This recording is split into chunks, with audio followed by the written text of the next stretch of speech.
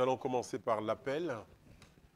Donc, Alphonse Boy présent, Vanessa Annie, Alain Boucris, Anne Ferreira, Jean-Luc Després, Pauline Bisquer, Arnaud Dessin, Céline Monassa, Roland Tibi, Jean-Pierre Valavert, Dominique Humez, François Elie, Caroline Delis, Mehdi Bellou donne pouvoir à Alain Boucris, Samantha Crisias donne pouvoir à Vanessa Annie, Noémie Arnaufi, Grégory Nguyen, Bernard Caméraire, Karine Charles donne pouvoir à Joël Vilassa, Benjamin Godon, Stéphanie Couchou donne pouvoir à Jean-Luc Després, Joël Vilassa, Jean-Charles Joulin,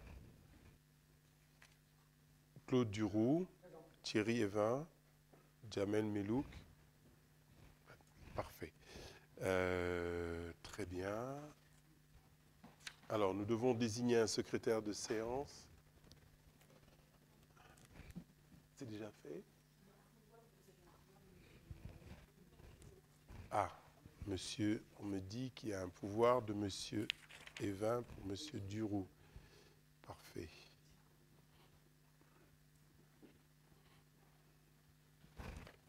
Très bien. Je vous les donne. Merci beaucoup. Alors, le secrétaire de séance, Jean-Pierre. Très bien, Jean-Pierre Vanavert, merci. Nous devons adopter l'ordre du jour. Y a-t-il des sujets, des questions? Ça va? L'ordre du jour est adopté. Parfait, merci beaucoup. Le procès-verbal de la séance du 18 septembre 2023, y a-t-il des questions sur l'ordre du sur le compte-rendu? Non, l'ordre du jour est adopté. Le compte-rendu est adopté. Merci beaucoup. Alors, l'article 222, donc vous avez tous les documents concernant les subventions avec la note explicative, ce que nous avons reçu comme subvention depuis le dernier conseil. Nous en sommes actuellement à 446 333 euros de subvention. Je crois que nous en avons reçu un récemment encore, donc nous dépasserons les 500 000 euros, je crois, au cours de l'année. Y a-t-il des questions, des demandes d'explication sur ce point? C'est un point déjà qu'on avait soulevé la dernière fois, et donc effectivement ça arrive par petits bouts, on va dire, régulièrement. Par notification. Voilà. Exactement. Communication. Alors, la communication des décisions prises, vous avez le document, hein, c'est toutes les... Nous avons renouvelé les conventions de partenariat avec les associations, majoritairement. Donc vous avez toute la liste. Je ne suis pas sûr qu'il y ait des questions avec tous les présidents qu'il y a autour de la table. Il faudrait que nous n'en posions pas des arts. Parfait. Alors, nous allons commencer donc les affaires générales. Donc, nous allons, jusqu'à présent, nous n'avions pas remplacé l'adjoint chargé de la sécurité, la police passant pluricommunale. Nous avions laissé ce remplacement-là. Donc, nous n'avions pas remplacé Nicolas Braga lorsqu'il est parti. Et aujourd'hui, étant donné l'orientation politique de l'activité municipale, nous avons deux sujets qui s'imposent à nous. D'abord, la mobilité urbaine. Vous avez entendu parler des bus hein, pour lesquels nous continuons à nous battre. L'objectif est très clair. L'objectif est d'avoir une deuxième ligne de bus pour Marolles. Voilà. Donc, nous avons commencé par la régularité de la ligne 12 et ensuite d'essayer d'obtenir une ligne qui nous amène sur Sucy, sur le RER de Sucy. Et nous travaillons dessus. Nous espérons avoir de bonnes nouvelles prochainement. Sinon, nous nous débrouillerons par nous-mêmes.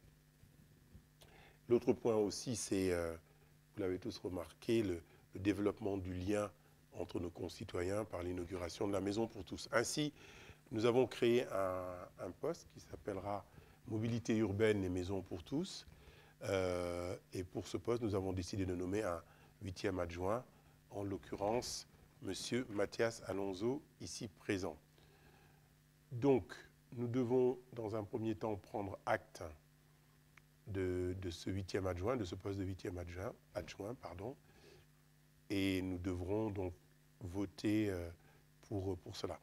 Alors, normalement, le vote doit être à bulletin secret, c'est pour cela qu'il y a une urne. Y a-t-il une opposition? On ne peut pas le faire à main levée? Non, on ne peut pas.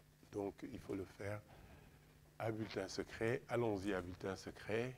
Il va falloir remettre l'urne sur la table, prendre le plus jeune, le plus âgé, refaire le... Voilà. C'est obligatoire. Donc, je vous propose... Roland et Benjamin.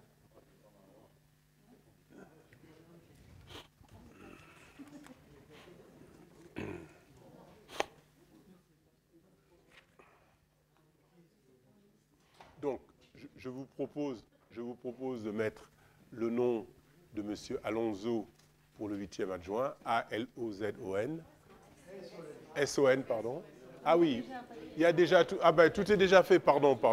Oh là, j'avais pas... Parfait. Donc, si vous êtes pour, ben, vous mettez l'urne comme ça. On va appeler chacun à tour de rôle, sous la supervision des plus jeunes et des plus âgés. Voilà, à tour de rôle. Et ceux qui veulent s'abstenir, ben, ils n'ont qu'à barrer les noms. Voilà, vous barrez la feuille et puis c'est tout. Je pense que c'est le plus simple, hein, si tout le monde est d'accord. On y va. Alors, je commence moi.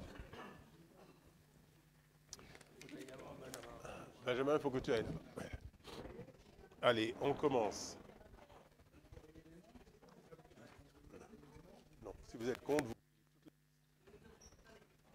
Donc, Alphonse Boy, chef. À voter. Vanessa Annie. Oui, Vanessa Annie et Samantha Crisias. Comme ça, tu te déplaces qu'une seule fois. Alain Boucris, tu votes pour Mehdi également. Deux fois. Vanessa pour Samantha. Parfait. Pour Alain Boucris et pour Mehdi Belou. Voilà, parfait. Anne Ferreira.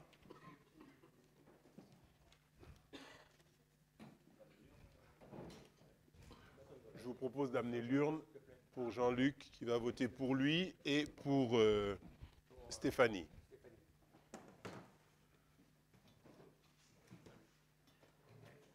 Voilà. Et voilà, merci. T'aurais pu te lever, Jean. Où est-ce qu'on en est? On en est à Pauline Bisquer.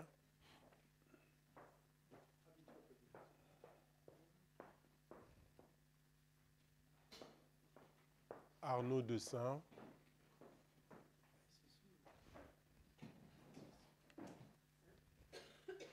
Céline Monassa.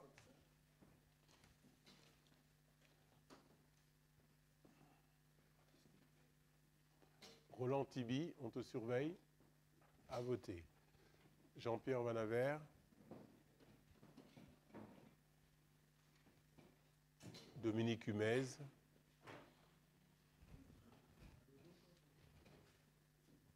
Suivi de François Elie.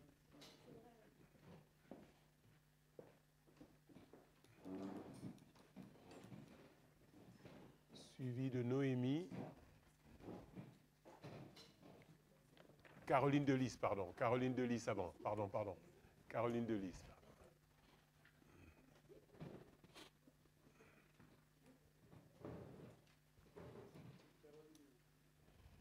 Voilà. Noémie Arnaufi.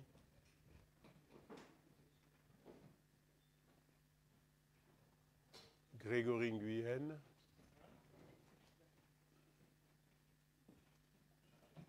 Bernard Caméraire.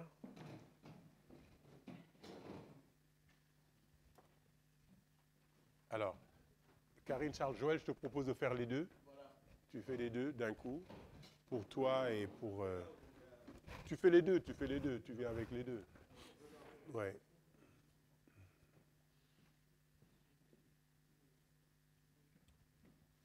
Benjamin Godon. Voilà.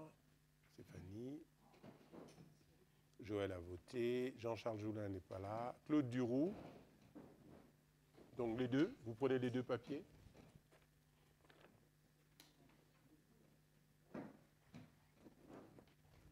Et voilà, parfait. Donc je...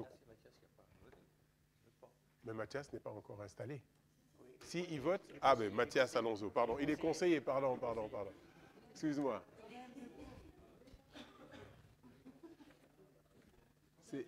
C'est le syndrome Colombet les deux églises, tu sais. Il y en avait un qui votait toujours contre lui. Voilà, merci. Bon, ben donc le vote est clos. Grand suspense.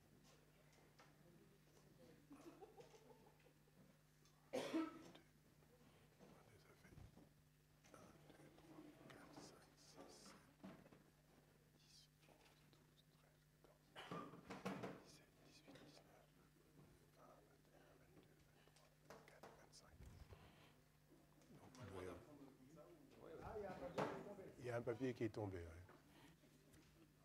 Donc vous comptez le nombre de bulletins d'abord.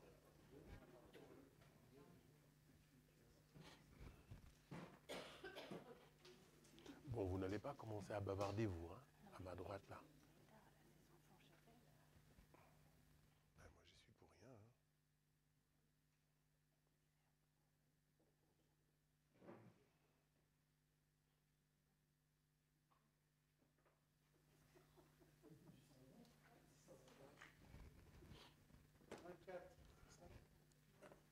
Hein. Ça doit être 25.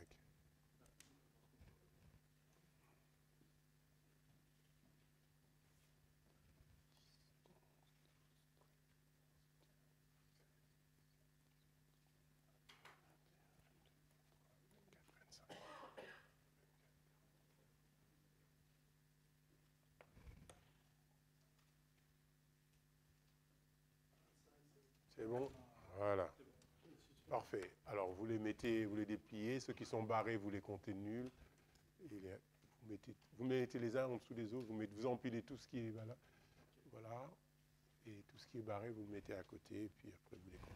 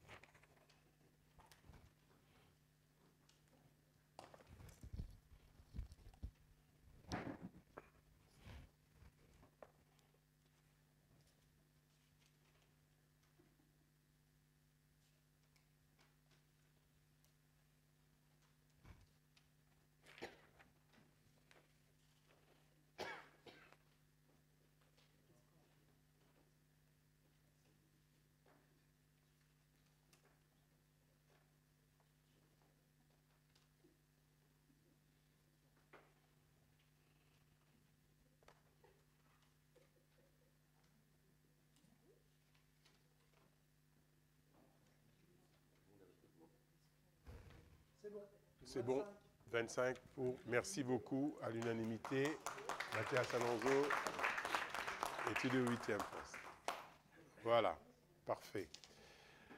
Dans le même ordre d'idées, sur le point 2, Benjamin, tu peux descendre l'urne, s'il te plaît, juste mettre par terre. Parce que...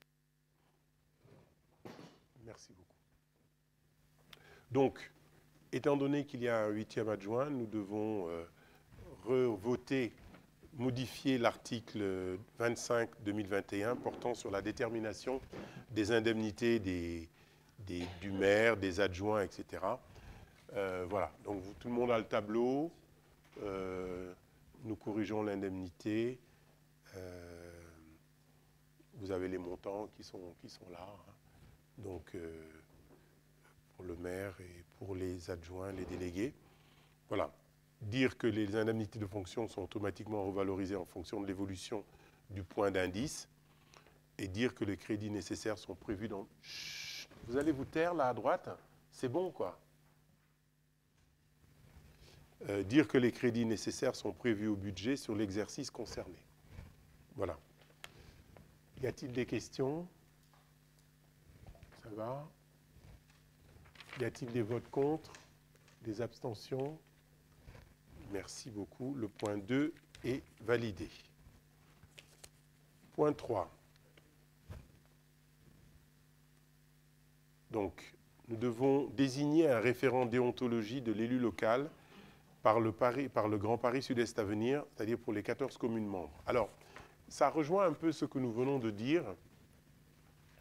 La loi nous oblige à nommer un référent déontologique qui veillera à prévenir les conflits d'intérêts des élus locaux, sensibiliser et faire respecter les principes déontologiques, sensibiliser et veiller à la bonne utilisation des moyens mis à disposition des collectivités.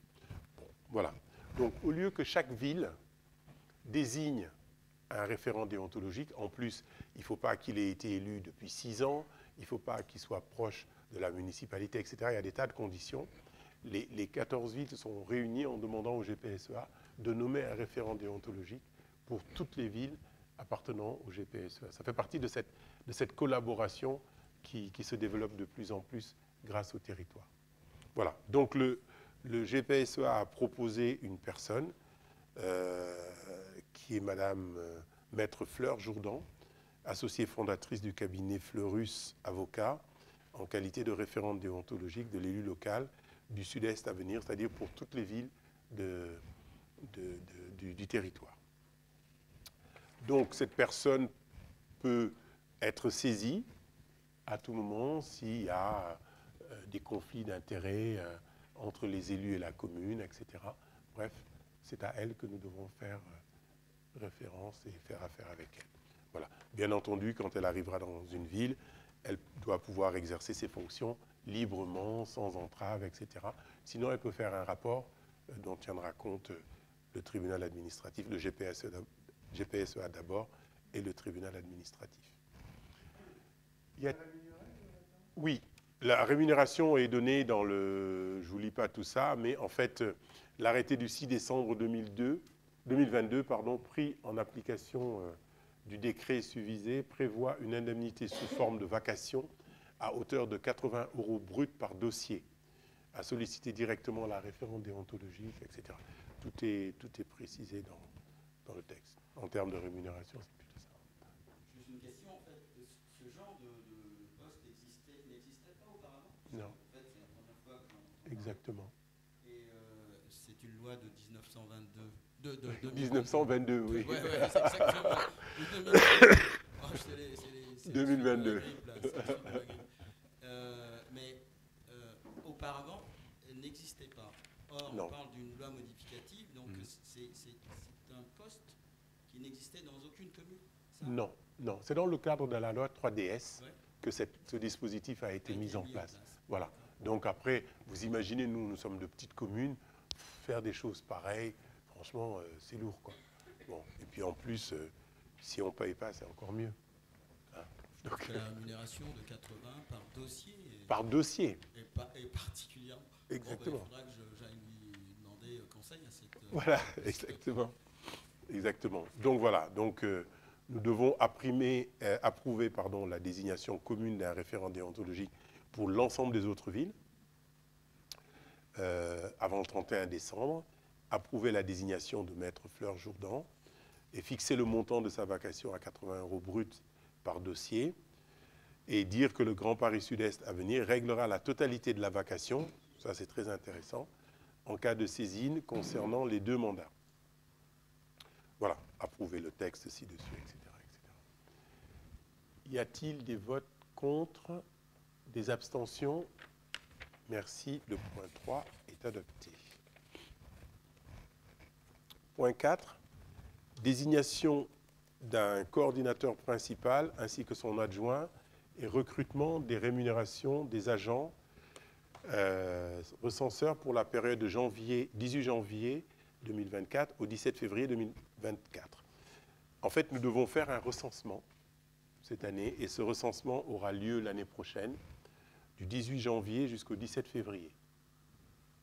Par conséquent, la commune doit procéder à l'organisation de ce recensement et pour cela, nous devons recruter 10 agents recenseurs. Donc plusieurs fonctions leur seront bien sûr confiées. Comment dire, ces agents seront rémunérés. Ils recevront 3 € bruts par logement et puis une tournée de reconnaissance de 100 € bruts qu'ils percevront une fois. Ils devront être formés obligatoirement et pour cela, ils percevront 20 € bruts par agent de la commune et 50 € pour les recrutements extérieurs. Donc bien sûr, nous avons pris des agents de la commune pour que ce soit plus simple. Le coordinateur principal bénéficiera d'un forfait de 700 € et son adjoint d'un forfait de 500 € pour l'exercice de cette activité. Voilà. Bien sûr, les crédits nécessaires seront supportés par la ville et donc ils sont inscrits au budget, bien entendu.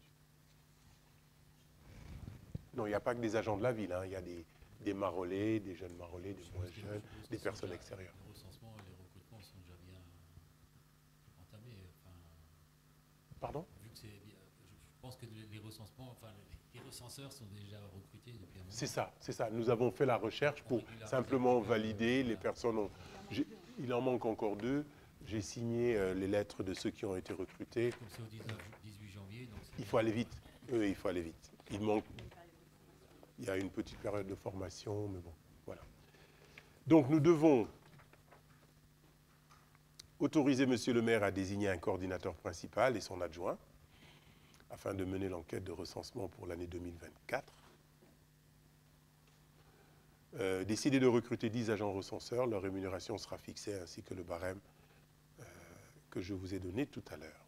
Et dire que les dépenses sont inscrites au budget, bien entendu. Voilà. Y a-t-il des votes contre? Des abstentions? Merci. Le point 4 est adopté. Point 5, approbation de la convention relative à l'usage, relative au prêt à usage d'équipement entre la commune de Marolles-en-Brie et l'établissement public GPSEA. En fait, nous bénéficions d'un fonds de solidarité qui est à peu près d'1,3 million sur l'ensemble du mandat. Et ce fonds de solidarité, nous pouvons l'utiliser pour acheter des produits bien précis, du mobilier urbain. Par exemple, c'est grâce à ce fonds que nous avons acheté les tableaux lumineux qui ont été installés ou d'autres points comme les vélos pour la police à l'époque. Et bref. Mais en fait, le GPSEA n'est pas un EPT, un établissement public territorial à fiscalité propre. Ça veut dire que le GPSEA ne lève pas l'impôt. Par conséquent, ce fonds de solidarité, pour que ça puisse passer, c'est eux qui achètent en fait les éléments et nous les mettent à disposition. D'accord? Donc c'est comme s'ils nous les prêtaient pour que ce soit propre. Donc nous devons tous les ans signer un document pour dire que nous signons la convention de prêt. Sur les dossiers, vous avez la liste de tout ce qui nous a été prêté. Vous retrouvez les tableaux lumineux, etc. Voilà. Vous avez les vélos, vous avez des plastifieuses, enfin tout ce qui a été acheté via le fonds de solidarité. Y a-t-il des questions sur ce point? Passons au vote. Qui vote contre? Qui s'abstient? Merci beaucoup. Le point 5 est adopté. Toujours dans les affaires générales, nous devons approuver la convention de partenariat avec le CIVOM pour le salage des voiries. Donc là aussi, tous les ans, nous retrouvons cette convention. Les tarifs n'ont pas changé. Vous avez les tarifs. Le forfait a une part fixe et une part variable. La part fixe est de 3 867,75 € pour la saison. Donc le tarif est inchangé. Et la part variable qui s'ajoute comprend la fourniture de sel et la rémunération des heures effectives, ainsi que le carburant, qui est égal à 36,90 € le kilomètre, salage des voies sur la commune de Marolles. En cas d'urgence, il y a 12 km au total. Voilà. Donc là aussi, il n'y a pas de changement de tarif ni de linéaire. Nous avons refait des routes, mais nous n'en avons pas construit d'autres. Y a-t-il des questions sur ce point? Passons au vote. Qui vote contre? Qui s'abstient? Merci beaucoup. Le point 6 est adopté. Nous restons dans les affaires générales. Le contrat d'accompagnement de la protection des données personnelles proposé par Infocom 94. Donc c'est le même principe que le référent déontologique. Vous savez que plusieurs communes travaillent avec Infocom. C'est un syndicat qui gère tous nos logiciels métiers. Et avec les nouvelles lois RGPD, etc., nous manipulons de plus en plus de données. Il nous faut aujourd'hui avoir un référent qui garantisse que les communes respectent les lois RGPD, que les fichiers ne sont pas utilisés à d'autres choses que leurs objets de destination pour la gestion de la commune. Voilà. Par conséquent, le Infocom nous a proposé quelqu'un qui est donc le référent, le délégué de la protection des données, le DPD.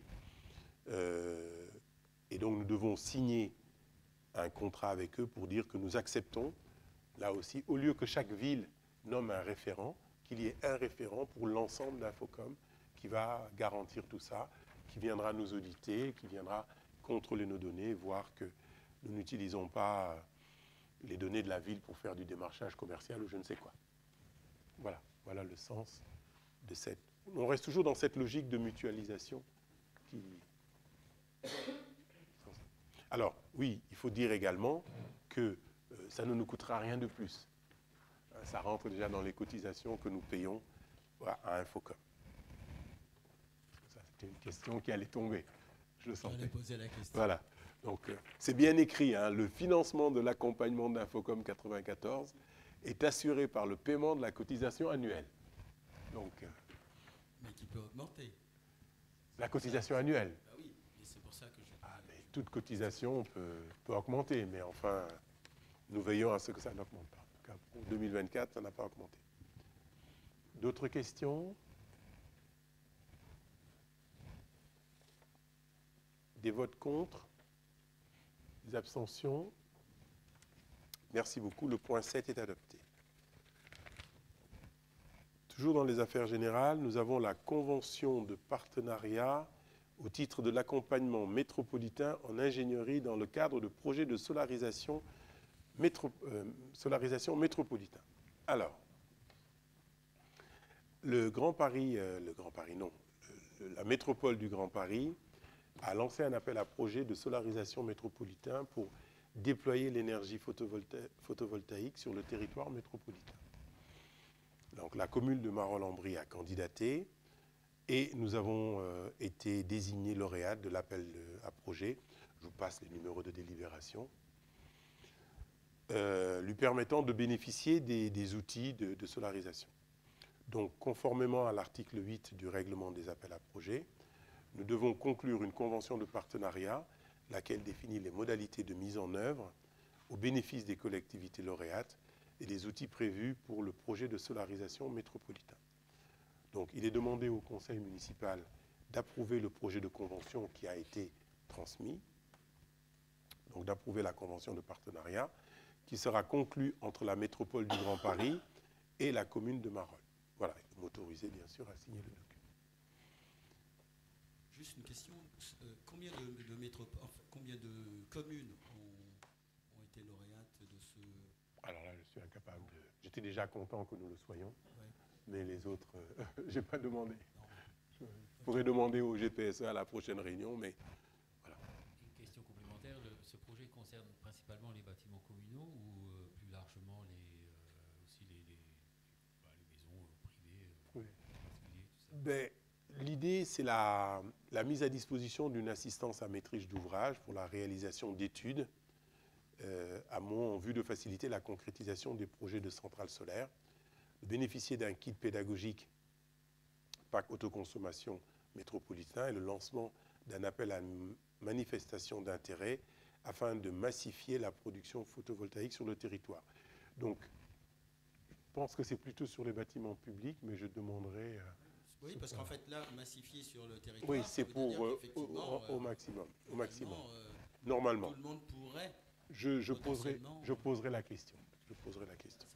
L'idée est de développer vraiment le photovoltaïque. Même si nous avons déjà fait l'étude, nous avons par exemple les toits de nos écoles qui ne supportent pas, on a déjà fait l'étude, qui ne peuvent pas supporter les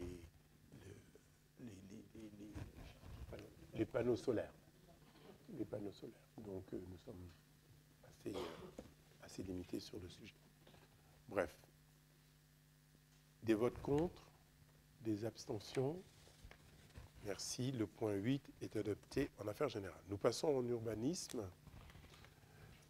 Donc nous devons modifier la délibération 32-2023 portant sur la rétrocession à la commune de Marolles-en-Brie de la voie de l'allée de la Renardière. En fait, nous avions déjà voté pour ce point-là et nous avons fait venir un géomètre qui a tout vérifié.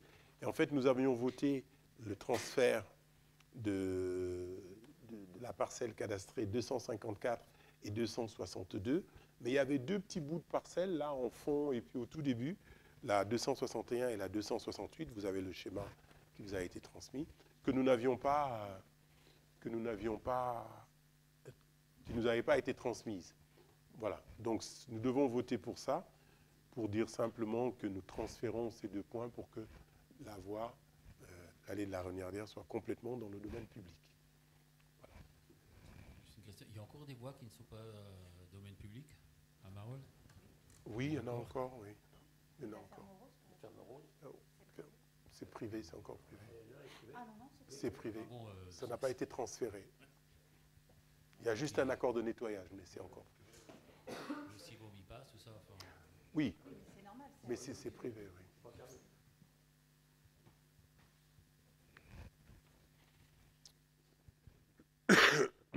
Oui, ça reste une voie privée. Nous passons au vote s'il n'y a plus de questions, des votes contre, des abstentions. Merci, le point 9 est également adopté. Alors, le point 10, il s'agit de l'acquisition de plein droit d'un bien 100 mètres. Nous avons il y a quelque temps, nous avons repéré une maison par le notaire qui était à l'abandon et nous sommes intervenus pour sécuriser cette maison, pour éviter le squat, etc. Et en fait, nous avons d'abord diligenté une recherche de maître, comme on dit, de propriétaire. Donc nous avons demandé une recherche généalogique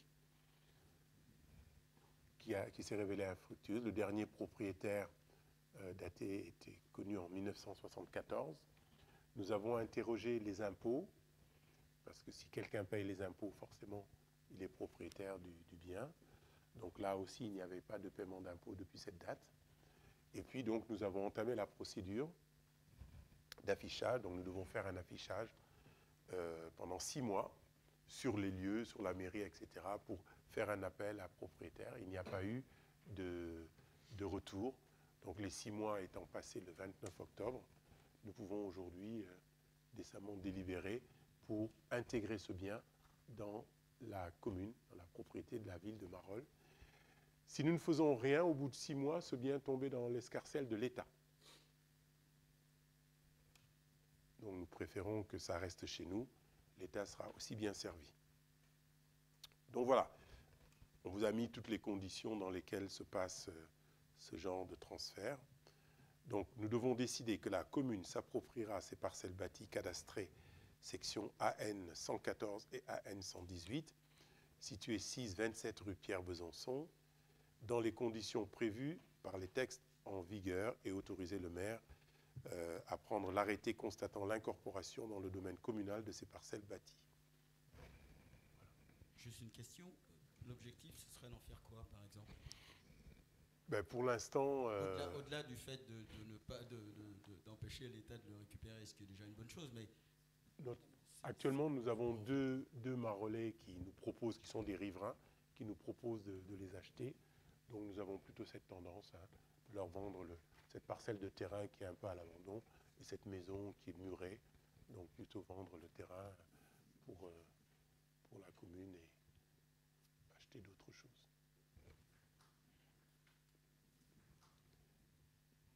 Et la maison qui est en contrebas, là, c'est pas...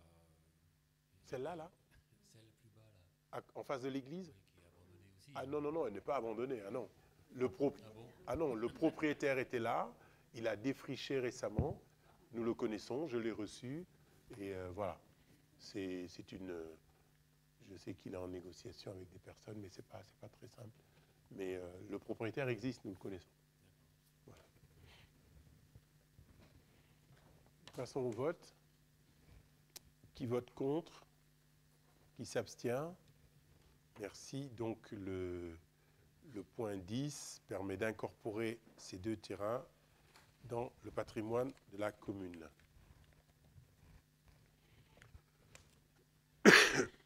Alors, le PADD qui était le point 11, nous en avons longuement parlé avec M. Tastet. Il suffit juste de prendre acte que le débat sur les orientations générales du projet d'aménagement et de développement durable au plan local d'urbanisme intercommunal de Grand Paris Sud-Est à venir a bien eu lieu. Tout le monde l'a entendu, donc nous prenons acte. Nous passons au point suivant, le point 11 étant adopté, nous prenons acte de tout cela. Il ne faut pas voter, c'est sûr. Hein.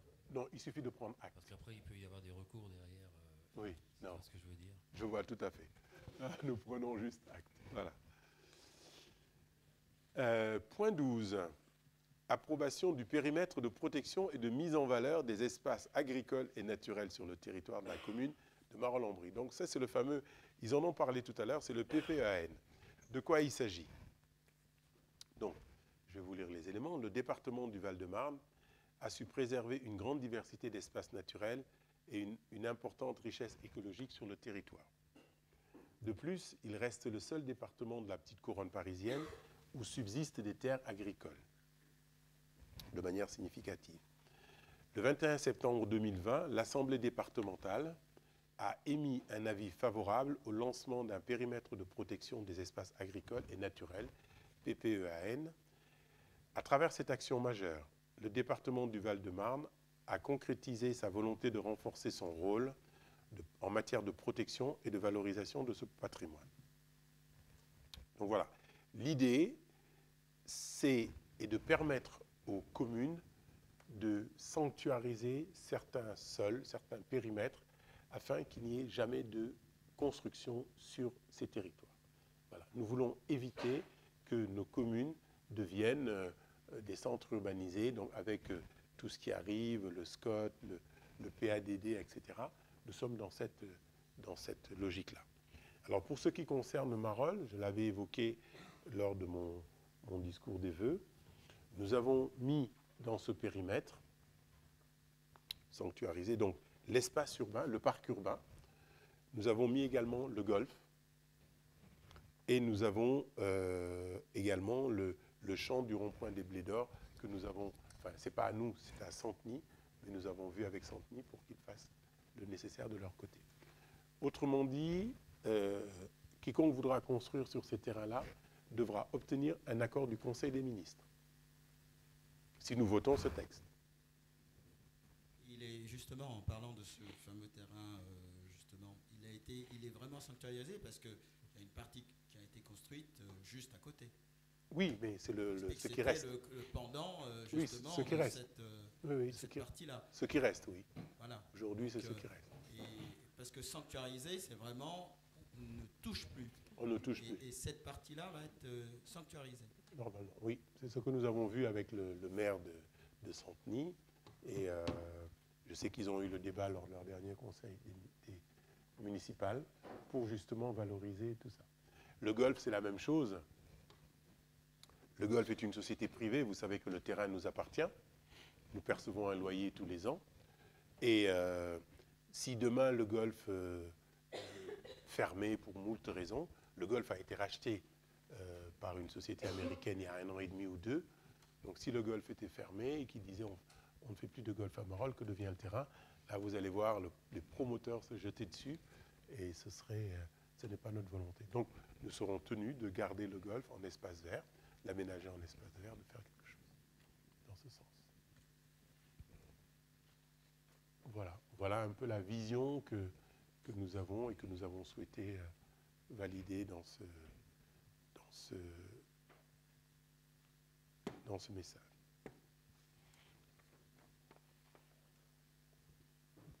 Y a-t-il des questions sur ce point?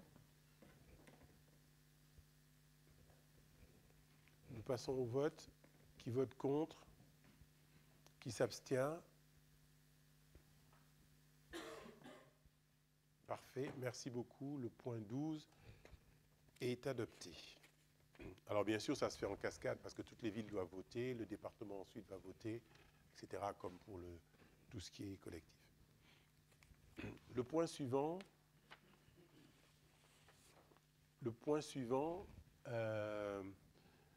c'est la mise en place du barème relatif à la mise en œuvre de l'astreinte administrative sur le territoire communal. Alors jusqu'à présent, au niveau de l'urbanisme, nous avons des mesures, mais les sanctions, il n'y en a pas.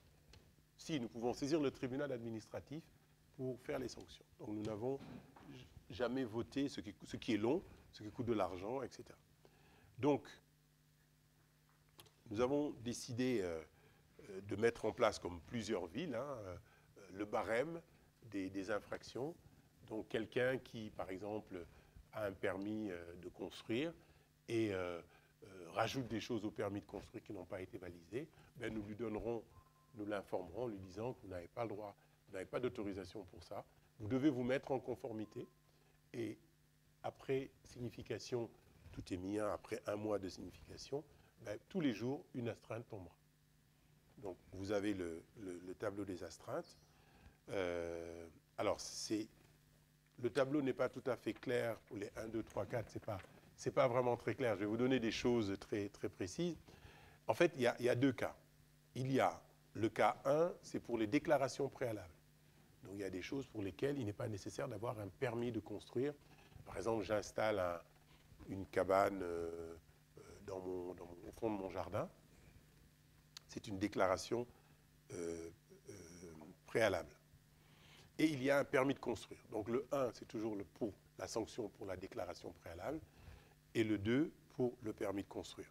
Donc le 3, c'est pour la déclaration préalable, le 4, etc. Donc tous les nombres impairs, c'est pour les déclarations préalables. Donc par exemple, lors d'une visite de conformité, des travaux déclarés dans une déclaration préalable ou un permis de construire, s'il est constaté une modification non déclarée, eh bien, celle-ci peut être régularisée dans le respect des règles de l'urbanisme sur décision. Par exemple, j'ajoute une fenêtre, c'est le cas que je vous ai dit, une clôture déclarée mais non conforme pouvant être modifiée. Donc on vous le signifie, si vous ne le faites pas, la pénalité, la sanction va tomber. Dans le cas 3 et 4, par exemple, vous faites des constructions ou travaux sans autorisation préalable, et il y en a, eh bien, ces travaux peuvent être régularisables dans le respect des règles du PLU. Par exemple, je peux me mettre en conformité après. Donc, par exemple, mise en place d'un abri de jardin, respectant toutes les règles, mais sans autorisation. Ou clôture non déclarée, mais conforme, par exemple. Donc là aussi, les astreintes, nous en parlons tout à l'heure. Et enfin, cas 5 et 6, construction ou travaux sans autorisation préalable ne pouvant être réalisables, car ils ne respectent pas le PLU. Donc là, vraiment, on est dans l'erreur totale, quoi. On n'a pas déclaré quelque chose de pas conforme et qu'on ne peut pas mettre en conformité. Exemple, clôture non conforme, mise en place sans déclaration préalable, etc. Ou abri de jardin en zone N, mur de séparation de 3 mètres de hauteur, création d'une véranda sans déclaration de permis, enfin, voilà, des choses comme ça. Donc, pour tous ces éléments-là, les tarifs doivent être détaillés. Il s'agit, pour une personne morale, par exemple, dans le cas 1, de 25 € par jour, et pour les personnes physiques de 12,50 € par jour. Bien entendu, il y a un délai de mise en demeure avant astreinte, c'est-à-dire que la notification doit avoir lieu 1 mois avant que l'astreinte ne commence. Okay? Donc vous avez tous les tableaux, ça va pour les personnes morales de 25 € à 500 € par jour quand vous faites des travaux sans autorisation et non régularisés. Vous devez vous mettre en règle.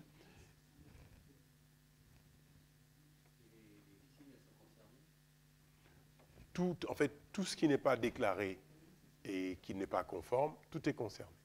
D'accord? Donc, bien entendu, notre objectif en nous dotant de ce moyen juridique, qui est d'ailleurs encouragé par la préfecture, car ces éléments permettent de désengorger les tribunaux administratifs. Parce que les villes qui attaquent des particuliers, etc., c'est une perte de temps et ça n'avance à rien. Donc c'est un moyen d'agir. Notre ferme volonté est d'en faire l'usage le moins possible. Et s'il faut, bien sûr, nous en ferons usage. Est-ce que la réunion qu'on a eue justement il y a quelque temps le sur 16 mai, la culture, voilà, rentre dans ce... Absolument. D'accord. Absolument. Justement, ce serait intéressant de savoir, à ce jour, est-ce qu'on a... il y a eu quelques résultats, oui. Justement, ce serait intéressant qu'on puisse... Je ne peux pas donner la parole à Antoine qui se cache derrière l'écran, mais je pense que tous les jours, il a des personnes qui l'appellent. Alors, d'abord, je pense que nous l'avons tous constaté, depuis cette réunion, il y a des choses qui ont bougé, il y a des gens qui ont enlevé leur bâche, il y a des gens qui ont fait des choses, il faut le dire. Nous avons fait une relance également, et là, nous en sommes à une autre phase. Nous avons envoyé des lettres nominatives, et comme par hasard, nous avons énormément de retours de tête sur les 125 lettres que nous avons envoyées récemment.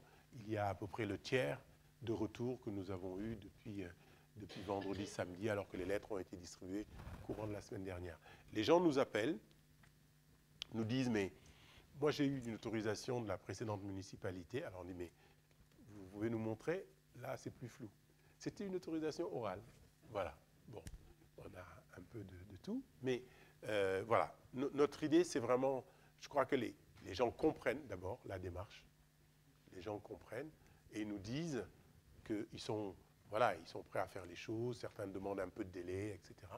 Mais ça bouge pas mal. Dans une telle démarche, est-ce que l'idée c'est d'aller au bout? Par exemple, je dis n'importe quoi, un mur qui ne devait pas être et qui est là depuis plusieurs années, est-il prévu de... Nous traiterons les choses au cas par cas. Et notre objectif, c'est pas de... Nous ferons les choses au cas par cas, parce qu'il y a vraiment des cas particuliers. Il y a eu des accords, parfois des désaccords. Il y a eu On a vraiment un peu tous les cas. Mais l'objectif, c'est le problème. L'objectif, encore une fois, ce n'est pas une chasse aux sorcières, une chasse à l'illégalité. Je pense que les gens concernés, moi je suis agréablement surpris, et je remercie les Marolais pour ça. Les gens nous disent, on comprend. Nous sommes venus à Marolles pour sa verdure. Donc il faut qu'on aille dans ça. Et ils comprennent aussi que s'ils ne bougent pas, le voisin dira, mais pourquoi lui, pourquoi pas moi, pourquoi moi? Non, mais c'est important de préciser ça. Exactement. C'est très... Mais nous l'avons dit le 16 mai, hein, lors de la réunion. Et nous le répétons à chaque fois. Et je crois qu'aujourd'hui, Antoine a fait à peu près la moitié de sa matinée sur le sujet, voire un peu plus.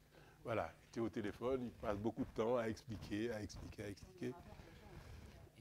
Exactement, nous irons voir les gens. Comment se passent les contrôles? Qui fait quoi? Qui contrôle? Et comment? Ben, nous avons déjà un ASVP, la police qui voit un certain nombre de choses. Nous aussi, nous passons dans les rues et le contrôle est permanent, en fait. Voilà, il n'y a pas un agent désigné pour ça.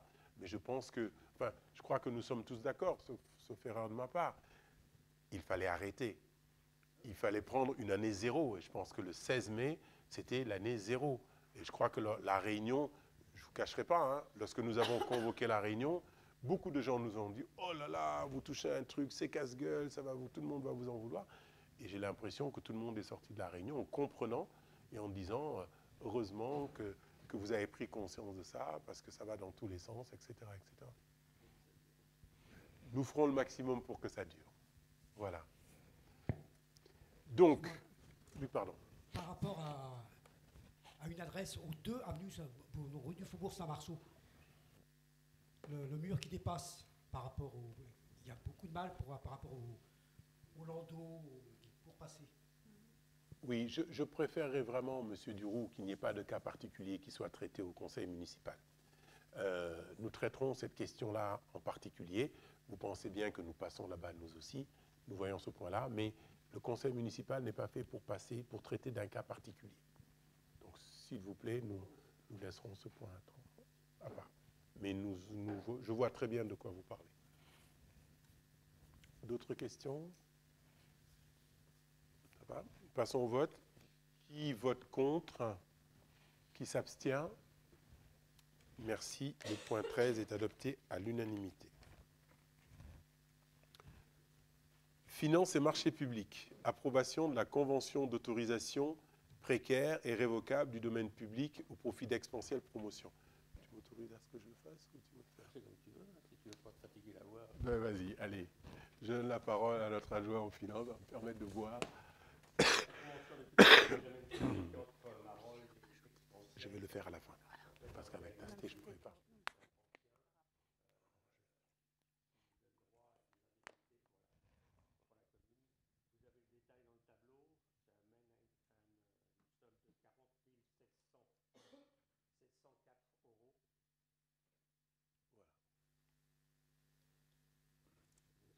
Voilà, il y a vous avez le détail sur les différentes zones. Hein. Je peux les détailler si vous le voulez, mais enfin, je pense que le document est assez clair.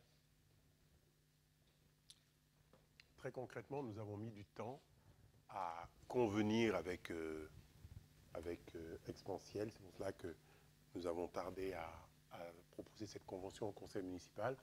Nous avons mis du temps à fixer les modalités, etc. Alors,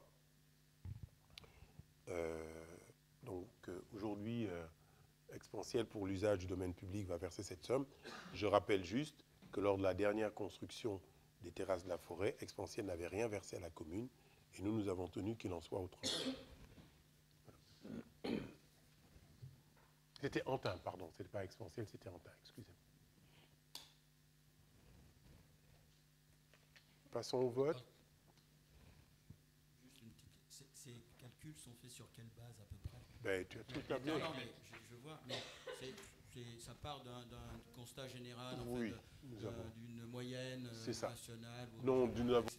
voisin. Ouais. Sucy, Villecrène, etc. Non, mais sinon, c'est bien. Qui est contre? Qui s'abstient? Merci. Le point 14 est adopté. Point 15, autorisation de dépôt de subventions. C'est quelque chose de classique que nous avons chaque année. Voilà. Voilà. Mais on ne peut pas anticiper les recherches de subventions. Voilà. Donc, on demande que M. le maire soit autorisé à Déposer des dossiers de subvention. Vous êtes toujours d'accord? Comme d'habitude. Qui s'abstient? Qui est contre? Donc, Merci. Le point Merci. 15 est adopté. Autre marronnier. Point 15, autorisation d'engagement de dépenses d'investissement. voilà, c'était aussi un marronnier, c'est-à-dire que de façon à se retrouver dans les difficultés dans les investissements, donc on prend le quart des investissements de l'année en cours pour pouvoir poursuivre pour le premier trimestre de la prochaine année. Donc vous avez le détail, chapitre par chapitre, je vais bien vous le citer, mais enfin la somme globale est de 519 019 euros, avec le détail chapitre 20, 21 et 23. Classique. Ça revient tous les ans avec le Père Noël. Voilà. Hein? Bah, ça permet de continuité de service. Continuité de service. Il faut voter. Hein. Qui s'abstient? Qui est contre? Merci. Point 17.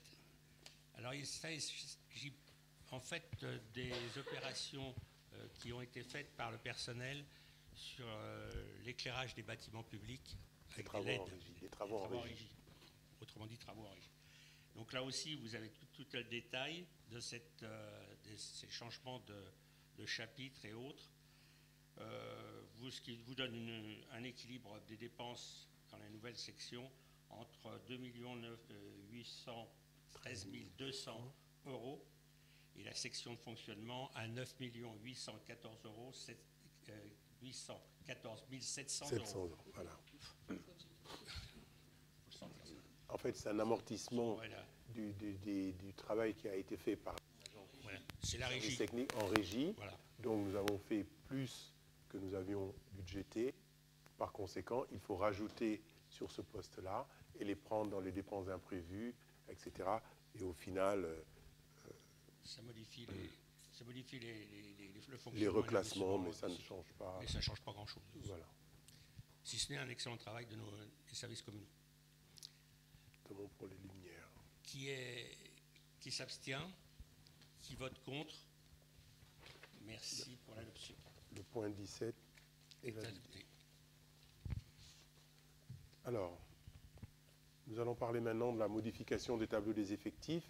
Donc, là aussi, c'est un document que nous vous présentons. Il y a actuellement... Alors, avant cette délibération, il y a 79 postes ouverts dans la commune, 70 postes occupés. Bon, vous avez reçu le détail de ces postes.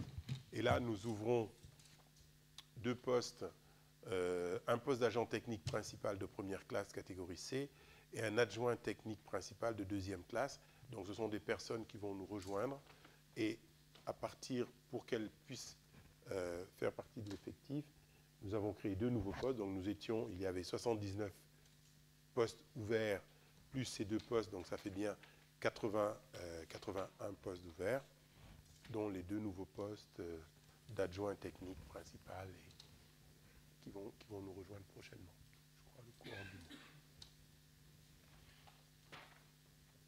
Voilà.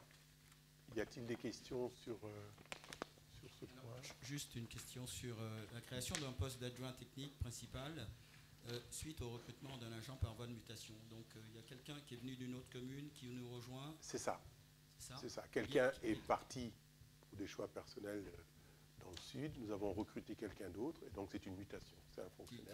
Qui vient d'où? De tête, il faudrait que je demande. Non, comme ça. Je ne sais plus, je pourrais vous le dire. Champigny, je crois. C'est ça, Champigny, exactement. Champigny.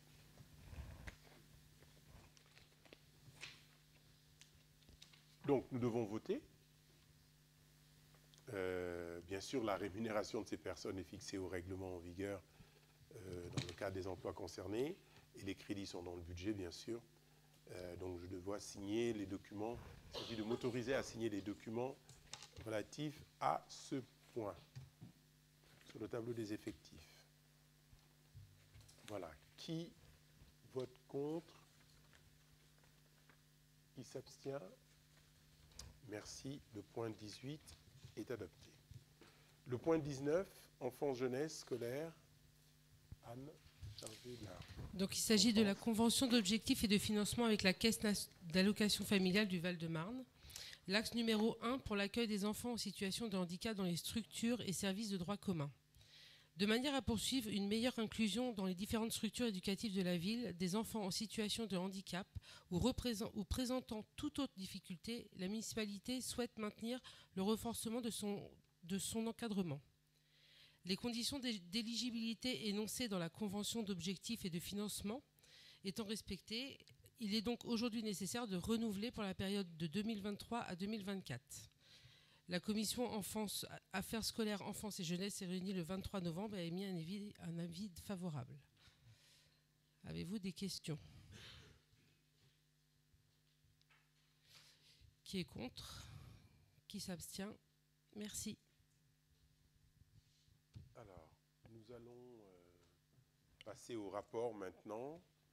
Donc là aussi, comme chaque année, nous avons reçu les rapports de Sivom, Siperec et Sigef. Donc nous allons donner la parole à M. François Elie. Ou tu commences? Tu peux commencer? Bon, allez, commençons par le Sivom. là c'est bon. Donc je vais vous faire le rapport d'activité. Donc 2022, il y a toujours un an d'écart par rapport aux rapports qui sont donnés par nos syndicats. Donc je vais vous rappeler quelques chiffres. Le CIVOM est réparti sur 3 départements, 15 communes, et il englobe 182 321 habitants exactement. En 2022, il a été collecté 95 153 tonnes de déchets. Il y a eu une baisse de 4,47% par rapport à l'an dernier.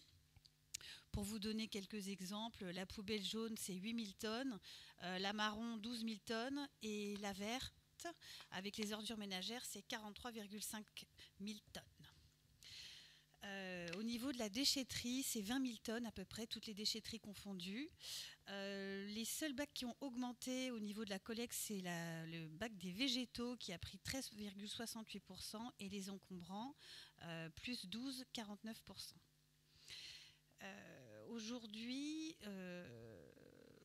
la collecte, c'est 470 kilos par habitant et par an pour le CIVOM.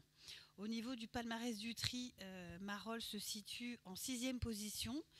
On pourrait un petit peu faire mieux, c'est en fait des erreurs de tri. Donc aujourd'hui, il y a encore 18,49% de problèmes de tri dans nos poubelles. Et en fait, toutes ces erreurs nous coûtent de l'argent en fait. Et c'est bien dommage. On a un taux de refus qui est en baisse avec 9,84%, ça c'est à l'échelle du CIVOM. En ce qui concerne par contre le bon tri, on est super bien placé, on est en 2e position cette année. Donc Marolles trie bien ses poubelles malgré tout, au niveau sur l'échelle du CIVOM, sur les 15 communes. Il faudra détrôner Santeny qui est à la première place. Donc on a encore des petits efforts à faire, surtout au niveau de la poubelle jaune. C'est celle qui nous rapporte le plus d'argent.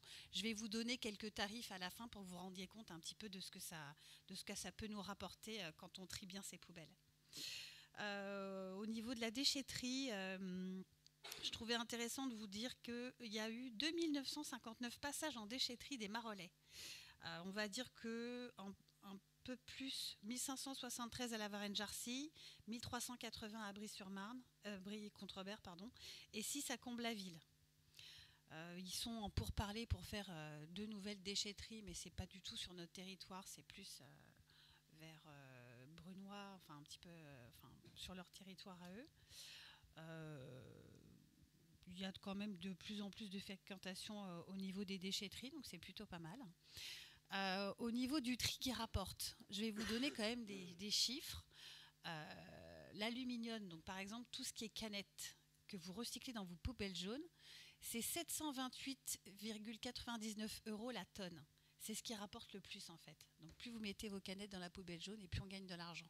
Si vous la mettez dans la poubelle verte, c'est des erreurs de tri, ça nous coûte et ça ne nous rapporte pas de l'argent en fait. C'est bien dommage. Après, le plastique, c'est 261 € la tonne.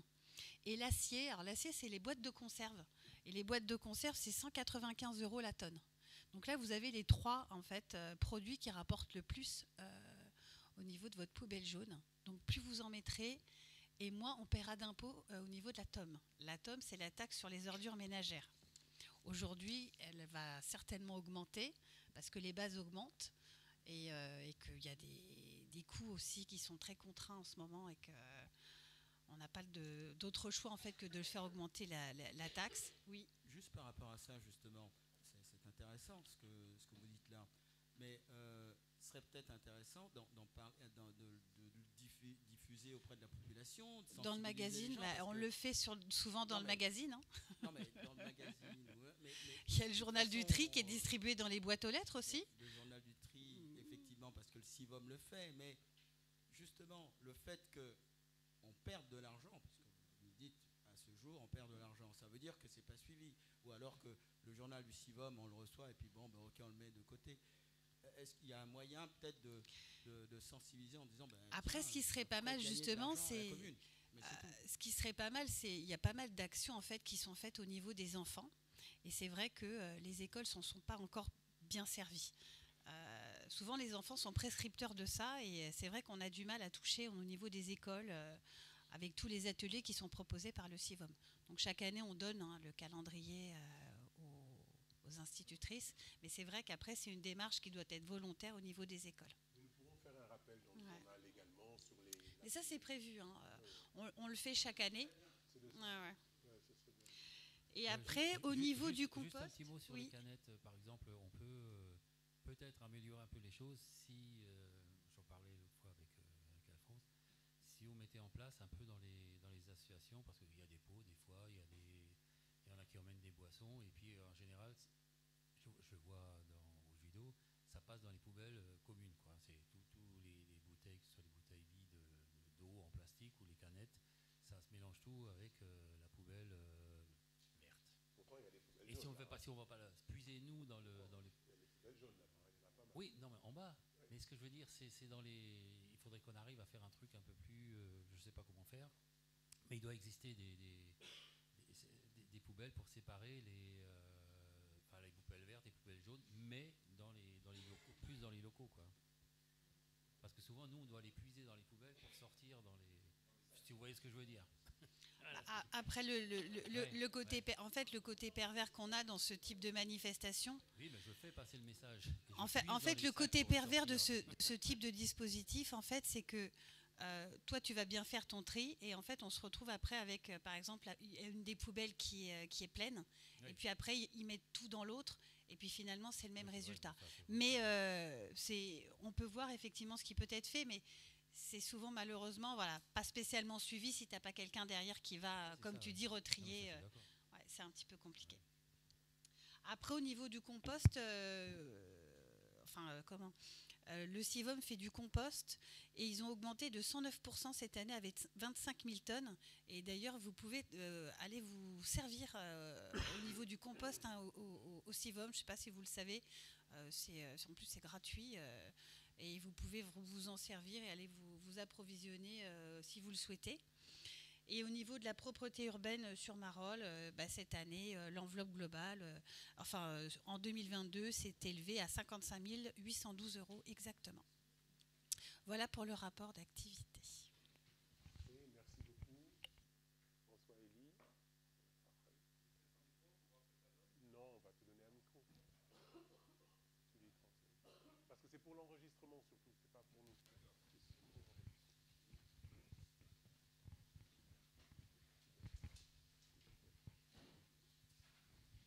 Ça marche bien? Bon, toujours sur le même principe, donc les rapports d'activité du CIGEF et du CIPEREC pour l'année 2022. Alors, pour le CIGEF, donc le syndicat intercommunal pour le gaz et l'électricité en Île-de-France, dont la commune de Marolles est membre. Donc, ce syndicat regroupe 188 communes pour le gaz et 66 communes pour l'électricité, ce qui représente à peu près 5,6 millions d'habitants. Alors, quelques chiffres clés pour Marolles. Il faut savoir qu'il y a 253 clients du gaz sur la commune pour une consommation totale d'un peu plus de 8000 mégawattheures en 2022 contre 9200 mégawattheures en 2021, ce qui représente une baisse d'environ 13%. On peut peut-être y voir les mesures de sobriété énergétique qui ont été appliquées sur Marolles. Ça a représenté une recette de 105 000 €. En termes de réseau, nous avons sur la commune 12,2 km de réseau avec un âge moyen de 27,6 ans. Voilà. Et c'est un réseau qui est relativement fiable parce qu'il est classé vert et on a recensé 0 dommage pour 2022. Ça, c'était pour le gaz. Pour l'électricité, il y a 2092 clients pour une consommation totale de 26,6 gigawattheures en 2022 contre 31,7 en 2021. Là aussi, il y a une baisse significative de l'ordre de 10%. La recette pour EDF s'élève à 1,2 million d'euros. Il y a 58,8 km de réseau complètement enterré. Donc voilà. Il n'y a pas eu de coupure, enfin si, il y a des coupures, mais c'est donné au niveau départemental. Il y a eu environ 46 minutes de coupure durant l'année 2022 pour le département. Il n'y a pas de chiffre donné pour la commune. Par contre, il y a quelque chose qui concerne la taxe qui a été reversée à la commune, qui s'élève à 147 619 € pour l'année 2022. Toujours dans le périmètre du CIGEF, donc, il y a eu 2 bornes de recharge qui ont été installées en 2022 sur la commune, occasionnant 261 recharges. Et enfin, on sollicite aussi la commune pour des conseils en énergie, parce que la commune de Marolles-Aubry est lauréate de l'appel à projet appelé Acti-Merisier, ce qui a permis de lancer des études pour la réduction de la consommation énergétique des bâtiments municipaux. On est juste au stade des études. Ça, c'était pour le CIGEF. Pour le CIPEREC, donc, il faut savoir qu'il y a 119 communes qui sont adhérentes au CIPEREC, qui recensent 4 compétences: l'électricité, l'énergie renouvelable, l'aménagement numérique et la mobilité durable. Marolles-Aubry est adhérente à la compétence aménagement numérique. Quelques chiffres qu'on peut donner concernant cette compétence. Il y a 92 communes qui sont adhérentes à cette compétence, qui couvrent 610 000 foyers desservis par le réseau très haut débit du CIPEREC. Il y a plus de 6 000 km de réseau d'initiatives publiques en fibre optique. Et le CIPEREC envisage pour son territoire la fin du réseau cuivre à l'horizon de 2030. Donc on peut considérer que tout le monde sera équipé en fibre optique d'ici 2030. Voilà. Donc là, vous avez une synthèse donc, des 2 rapports. Il faut savoir que les rapports complets sont disponibles en mairie si vous voulez plus de renseignements. Bien, merci beaucoup. Les Marolais qui n'ont pas la fibre, c'est ça?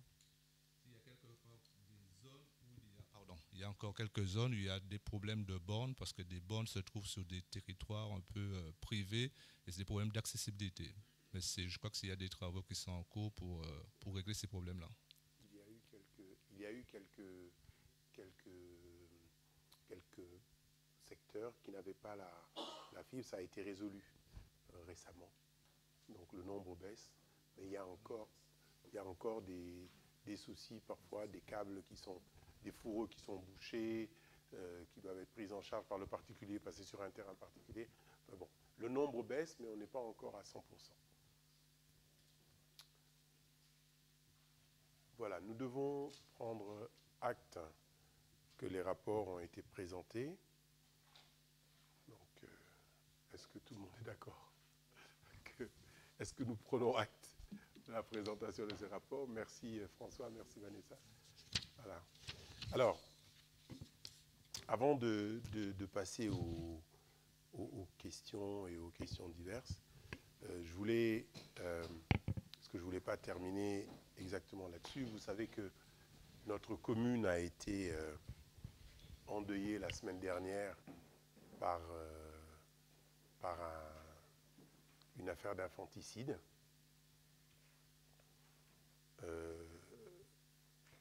Je crois que nous avons tous été bouleversés par cette affaire.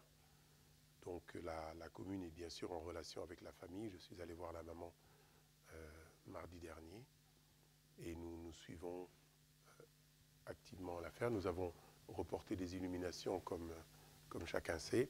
Je voulais vous proposer, avant de passer aux questions, que nous marquions notre solidarité par une minute de silence en l'honneur de ces enfants qui étaient scolarisés chez nous, à l'école des Buissons, à la maternelle des Buissons et au collège. Le collège a fait une minute de silence jeudi dernier. Malheureusement, je ne pouvais pas y être, le maire de Santeny non plus. Donc je veux vous proposer de nous lever et que nous fassions une minute de silence en l'honneur de ces enfants.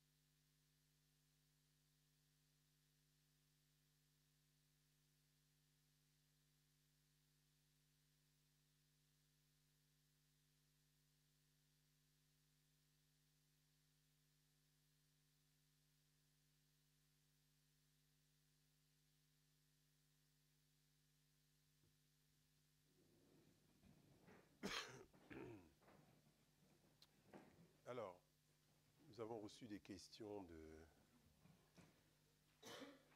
de Marolles, mon village. En fait, il y a une question qui est très longue. Je vais la lire. Concernant les 131 logements des 3 îlots cœur de village, nous aimerions connaître la situation de la commune par rapport à ses obligations envers la loi SRU. Au vu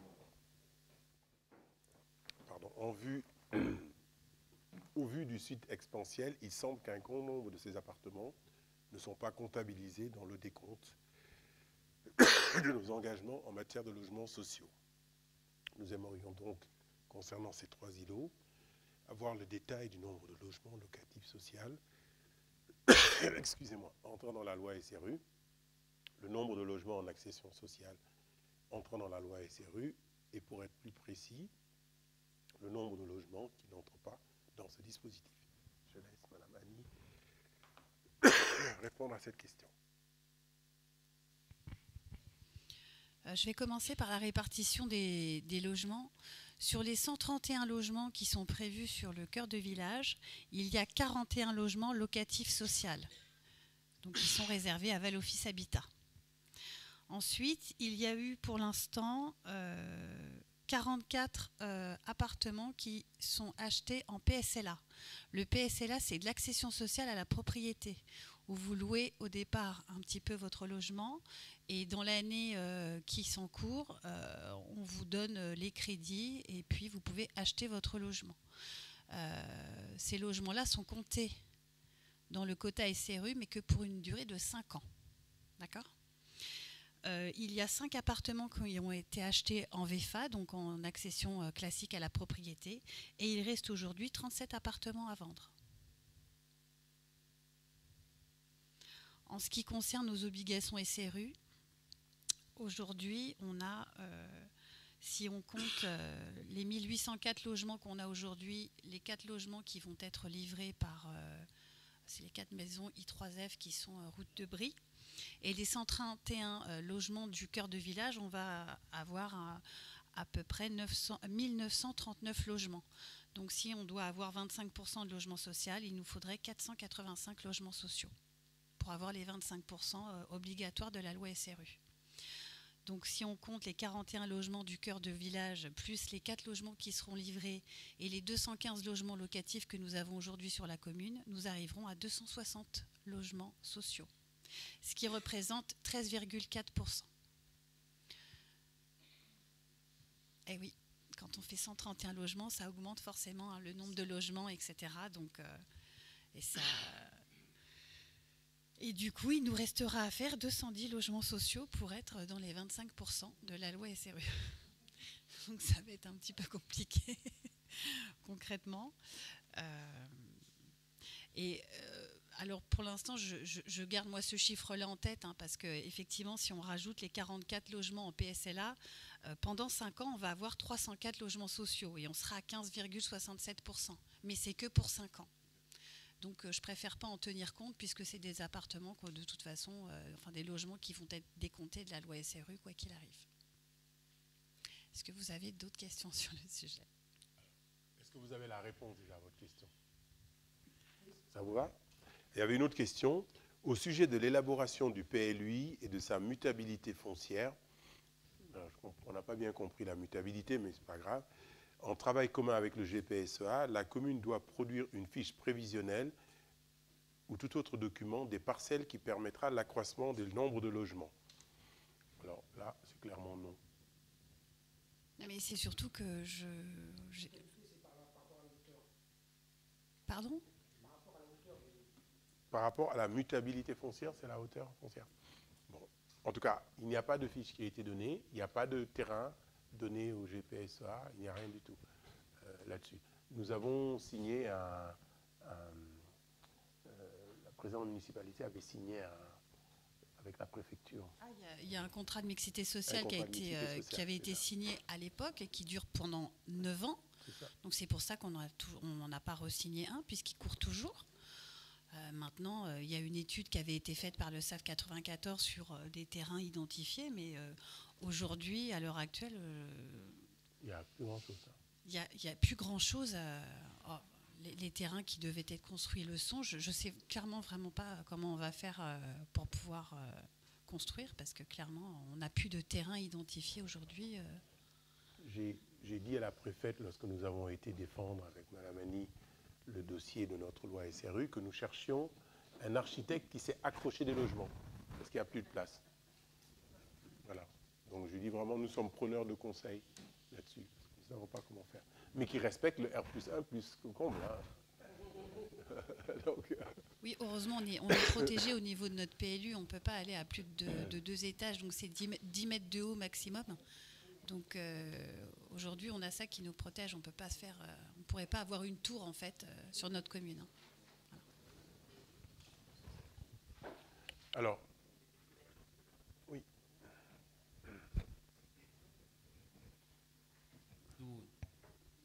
D'où un peu ma question de tout à l'heure par rapport au PPDA. PPDA, non. PPDA, non. Au PADD. En même temps que je l'ai dit, au PADD. Il y a un truc qui ne va pas. Enfin bon, vous avez compris. Sur les 1700 logements, voir si effectivement il y avait un moyen de mettre les choses en commun, mais je pense que ça avance pas beaucoup, quoi. Ça recule peut-être même, non? Oui, c'est même plus compliqué que ça, parce qu'aujourd'hui, au niveau, là, le PADD, c'est au niveau du territoire, mais au niveau du Grand Paris, il y a un objectif de 117 000 logements en construction. Et avec une priorité aux villes qui n'ont pas leur quota. Donc il va y avoir une bagarre pas possible, quoi. C'est pour cela qu'il était important de sanctuariser ces terrains pour ne pas... Justement, quid de ce projet qui était de mutualiser en fait ce genre de choses sur l'ensemble d'un département, par exemple? Non, c'est le PLUI. Au niveau du territoire. Non, mais tu sais, au niveau du quota, c'est vrai qu'au niveau des logements sociaux, au niveau du territoire GPSEA, on est à plus de 32% de logements sociaux. On est bien au-delà, en fait, de ce qui est fait. Aujourd'hui, on avait nos logements en stock et on va être gérés en flux. Donc aujourd'hui, vous aviez des appartements qui étaient identifiés, par exemple contingentés. Tel appartement, c'était celui de la mairie, enfin au niveau des candidatures. Oui. Et aujourd'hui, tout ça va tourner, c'est-à-dire que ce sera un flux. À un moment, ce sera le département, à un moment, ce sera la préfecture, à un moment, ce sera la mairie. Et puis, ça tournera comme ça au fur et à mesure.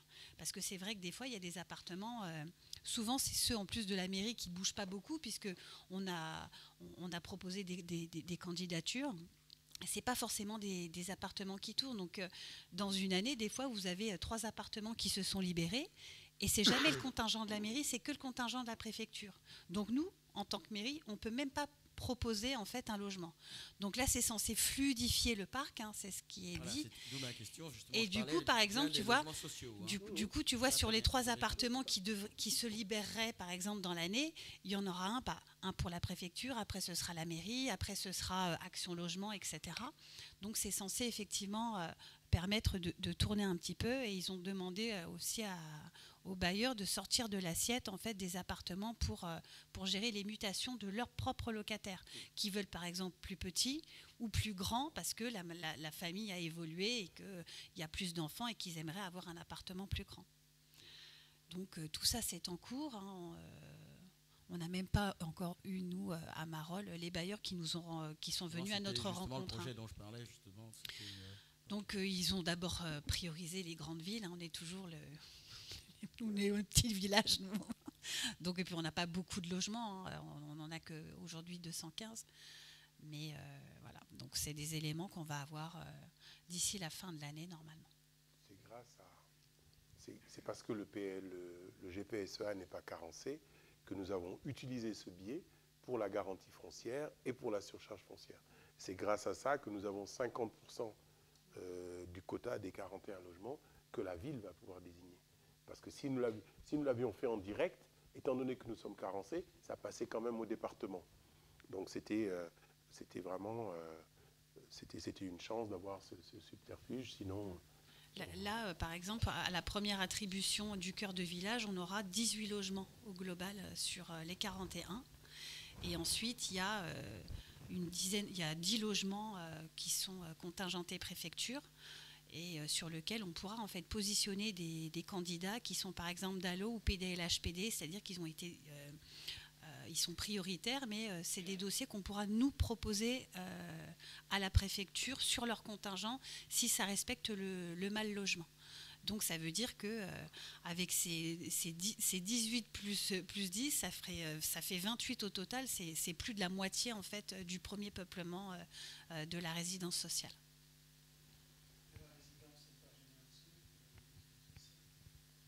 Ça c'est plus tard. Alors, 2 points que je voulais partager également avec vous. Le premier, nous avons reçu la lettre de démission de Mme Karine Charles pour des raisons personnelles. Nous n'avons pas eu le temps, malheureusement, de faire tout ce qu'il faut pour faire le remplacement au cours de ce conseil. Donc nous le ferons pour la prochaine fois, pour l'année prochaine. Nous noterons sa démission et nous prendrons la personne suivante de la liste qui remplacera personne qui est présente dans la salle. Donc, tout le monde découvrira son nom la prochaine fois. Voilà, c'est le premier point. Juste là-dessus, bon, on voulait remercier Karine parce que par rapport à son engagement, son dynamisme et son efficacité, parce que franchement, voilà, on a apprécié de travailler avec elle. Et puis bon, elle a aussi, oui, on tenait à le dire publiquement, que ce soit clair et même marqué dans le compte-rendu pour elle, parce que c'est un choix qu'elle a fait, parce qu'elle a, comment dire, professionnellement, un parcours à faire auquel elle donne la priorité. Et puis, bon, on est content pour elle par rapport à sa carrière, et un peu, voilà, un peu moins content quant à son travail, mais on sait que la personne qui arrivera derrière, Dominique, ce sera aussi performant. Voilà. Et on sera content de l'accueillir. Ben, nous aussi. Et nous avons été heureux de travailler avec Karine également durant toute cette période. Le dernier point que je voulais partager avec vous, on reste toujours dans cette notion de mutualisation. Suite aux événements qui ont eu lieu en juin dernier, les émeutes un peu partout chez nous, en France, nous avons signé une convention avec le procureur de la République du tribunal de Créteil, c'est-à-dire, nous l'avons signé jeudi, c'est ça, nous l'avons signé jeudi soir. Là encore, nous n'avons pas souhaité que chaque ville signe une convention. Nous sommes passés par la cellule du Val-de-Marne de l'Association des maires de France. Il y a une cellule AM 94, l'Association des maires, qui est dirigée dont la présidente est Madame Lecouf, maire de Limeil-Brévannes. Donc nous avons été après l'Assemblée générale de l'association, nous avons signé la convention avec M. Ardouin, le procureur de la République.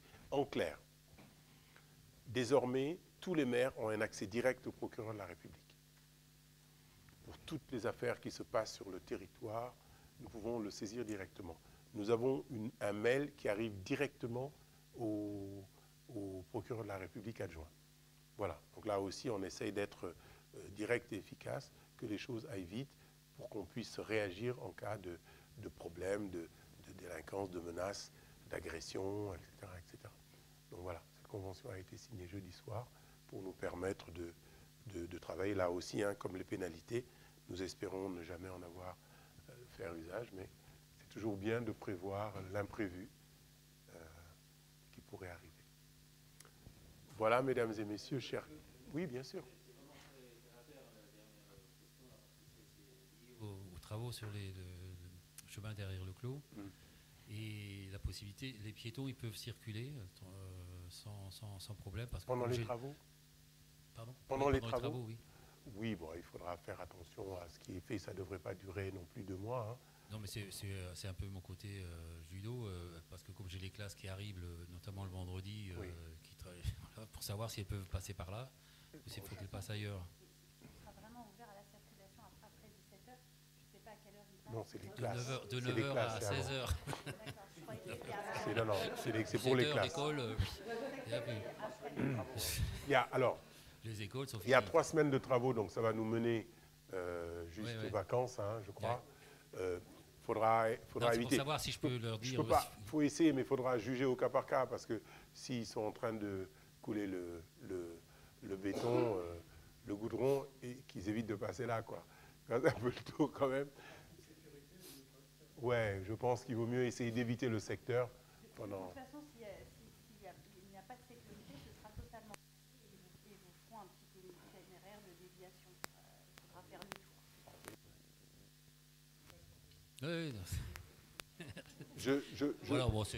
Je profite de ta question.